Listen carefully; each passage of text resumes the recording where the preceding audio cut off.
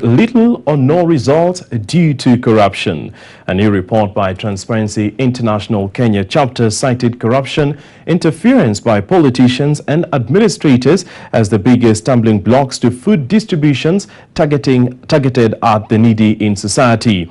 K24 Eunice Gatonye with more in that report.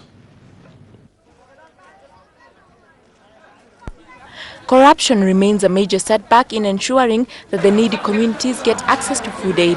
A study conducted by Transparency International has established that the food aid bank was manipulated, with leaders being involved in distribution of commodities of coast beneficiaries. The way it's scattered and weaknesses in its transparency and accountability mechanisms. It can be diverted physically through transport and storage, and indirectly through manipulation of targeting and registration. The lack of response to early warning signals has stalled relief efforts, resulting to greater chances of corruption penetrating in the response initiatives.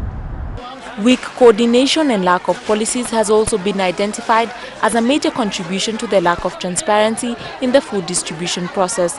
The report names Kenyans for Kenya program as an example of a good initiative, where the public raised millions of shillings to assist the drought-stricken northern part of Kenya. However, it was unclear how specific assessments were undertaken or how the distribution between the districts was done.